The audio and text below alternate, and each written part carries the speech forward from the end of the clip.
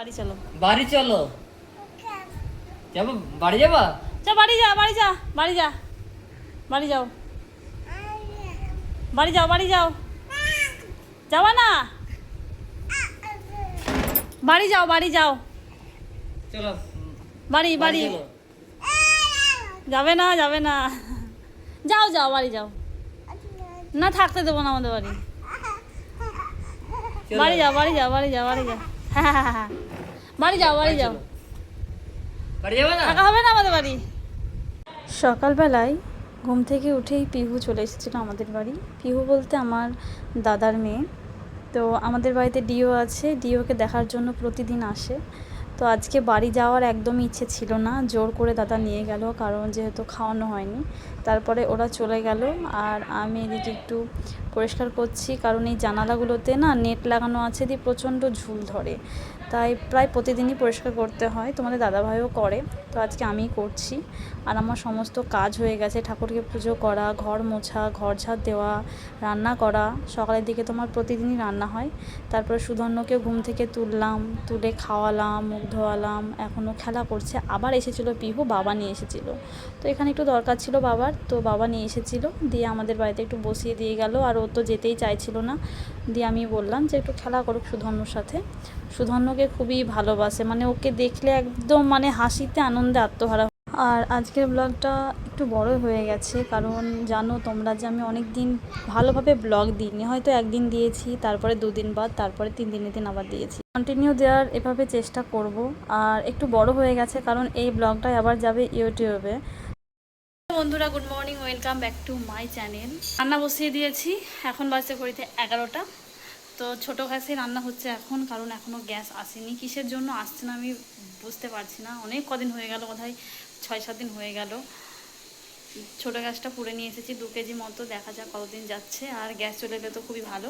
রান্না বসিয়ে দিয়েছি, মাছটাকে আগে ভেজে নিয়েছি, তারপরে একটু যে তেল ছিল ওই তেলেই মাছের ঝোলে যেহেতু আলু দেবো, আলুটাকে ভেজে নিচ্ছি।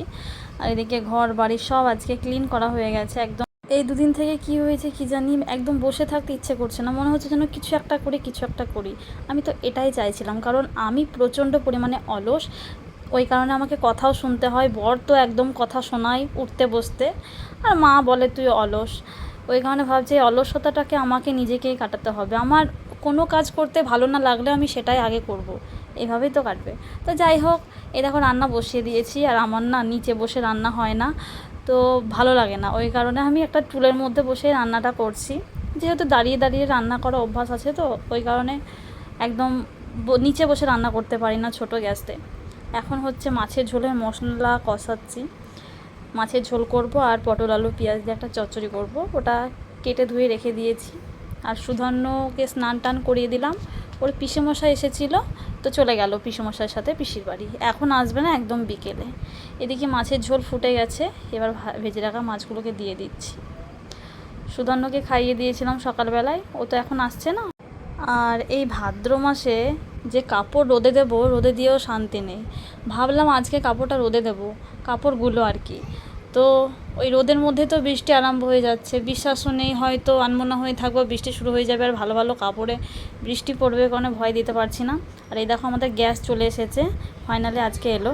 তারপরে খেয়ে দিয়ে বিকেলে একটু ঘুমিয়েছিলাম, তো ঘুম থেকে উঠে পড়েছি, এবার কাজে লেগে পড়েছি। কারণ ঘুম থেকে উঠেই মুখ চোখ ধুয়ে একটু জল খেয়ে তারপরে আমি একটু কাজ করি, মানে আর কি টুকিটাকি কাজ, যেমন ঘর ঝাড় দেওয়া, বারান্দা ঝাড় দেওয়া, এগুলো তো করতেই হবে না।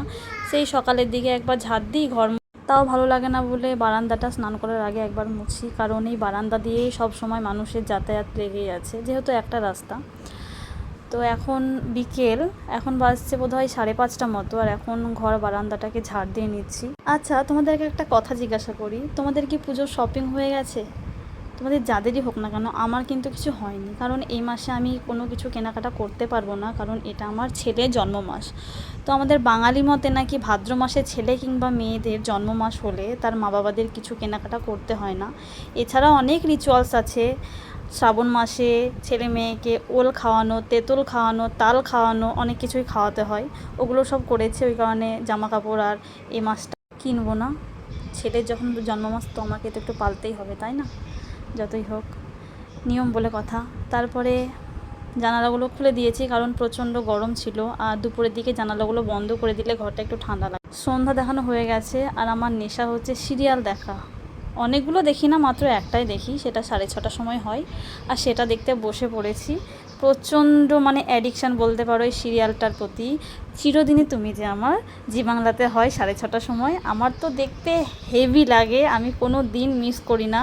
আমার মিস হয়ে গেলেও ফোনে দেখে নিই, কিন্তু ফোনে দেখার থেকে টিভিতে দেখার মানে আনন্দটাই আলাদা, খুবই ভালো লাগে। তো ভাগ্নে কালীতলা গিয়েছিল, ওখানে নাকি মোমো খুব ভালো তৈরি হয়, ওই কারণে আমি বলেছিলাম যখন যাবি নিয়ে আসবি। তো আজকে গিয়েছিল, তো আমি আনতে দিয়েছিলাম, তো নিয়ে এসেছে। আর আমি না ওই মোমোতে যে সসটা দেয় এগুলো দিয়ে আমি খেতে পারি না, ওই কারণে আমি টমেটো সস দিয়েই খাচ্ছি। আর যাই বলো না কেন, কালীতলার কোথায় বিক্রি হয় সেটা জানি না, কিন্তু মোমোগুলো জাস্ট অসাধারণ খেতে ছিল, সত্যিই বলছি অসাধারণ। আর একদিন আমার ভাগ্নে নিয়ে এসেছিলো, আমি খেয়েছিলাম, আমার খুব মানে ভালো লেগেছিলো বলে আজকে আমি আনতে দিয়েছি। তা সত্যি অসাধারণ, যারা খাওনি তারা অবশ্যই একবার কিনে খেয়ে দেখবে, সত্যি খুব ভালো। সুধর্ণ গেছে জেম্মাদের ঘরে খেলা করছে, ওর জন্য রেখে দিয়েছি, ওর বাবার জন্য রেখে দিয়েছি, আর আমি এখন একা একা খাচ্ছি। সন্ধ্যাবেলার দিকে জানি না কেন আমার প্রচণ্ড পরিমাণে খিদে পায়, মনে হয় কি খাবো, তো মোমোটা হলো পেটটা ভালোভাবে ভরে যাবে তার জন্য না, তো সুধর্ণ আসলে ওকে দিয়ে দেব। আজকে হঠাৎ করে কি বলো তো, মোবাইলে শাড়ি দেখতে দেখতে একটা শাড়ি খুব পছন্দ হলো ফ্লিপকার্টে, তো অর্ডারও দিলাম। তারপর কিছুক্ষণ পর মনে হলো এটা তো ভাদ্র মাস, আমি তো কেনাকাটা করতে পারবো না, আবার সেটাকে ক্যান্সেল করতে হলো। কী যে দুঃখ।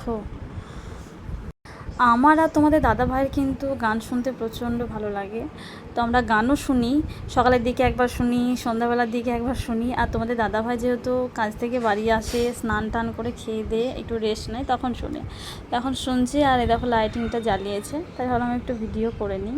আর এই দেখি আমি ভাত বসিয়ে দিয়েছি, কারণ আজকে 8:30টার সময় ভাত বসালাম, বেশ অনেকটাই দেরি হয়ে গেছে। বেসিক্যালি আমরা একটু সকাল সকাল খেয়ে তারপরে ঘুমিয়ে পড়ার চেষ্টা করি, তো আজকে একটু দেরি হয়ে গেল, কারণ মোমো টোমো খেয়েছিলাম, পেটটা ভর্তি ছিল, ওই কারণে একটু মোবাইল দেখতে গিয়ে দেরি হয়ে গেল। তো মশারি টশারি টাঙিয়ে একদম রেডি হয়ে গেছি, আর প্রচণ্ড ঘুম পেয়ে গেছে। এখন বাজছে ঘড়িতে 11টা। তো আজকের মতো এই পর্যন্তই, আবার কালকে দেখা হবে নতুন একটা ব্লগ নিয়ে। Good night.